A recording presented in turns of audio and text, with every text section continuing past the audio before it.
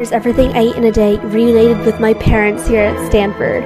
So I actually started off my morning with a very informal, like half lunch / breakfast in my dorm. For breakfast, I had a granola, a Cliff Bar, a Z Bar, a chocolate Z Bar with yogurt. Then I also finished that up with some of my leftover Mendocino Farms turkey ava sandwich with a chocolate chip cookie or chocolate cookie. Salmon, avocado, steak, arugula, bread, and then strawberries with a key lime tart pie. And then next, simply because of the fact that the parents are now here and they've really descended upon Stanford, all of the food is really good. That's not to say Yaga normally isn't good, but I really was able to get a plate full of the staples, full of the classics, to show my parents that I am indeed using my tuition to the fullest extent here at Stanford. And the food was great today. The newest thing I tried on my plate was a key lime tart. For me, that was a little bit too sweet, but when paired with the strawberries, it was nice.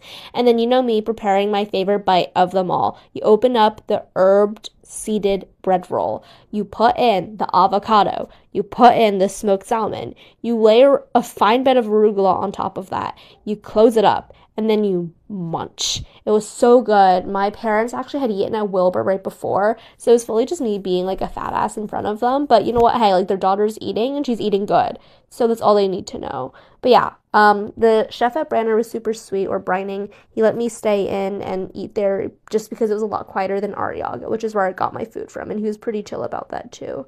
But yeah, this combination is like elite. I've had it 1,000 times already, and I'm probably going to have it thousands of times more. But I will say I normally do like the combination on top of an English muffin a little bit more, and preferably a whole wheat English muffin, but it was still pretty good. And the strawberries were juicy, bright, sweet, and huge. Like probably pumped full of GMOs, but that's not my issue. And the steak was also super tender as well. I almost forgot I got that.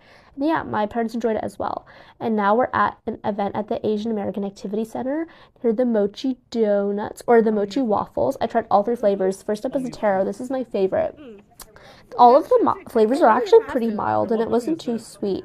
But the texture was also good. At this point, though, they had been sitting out for a little bit, so like it wasn't super ideal, and I feel like they could have been chewier, but for the most part, I enjoyed it. This is the black sesame now. I also enjoyed this one, too.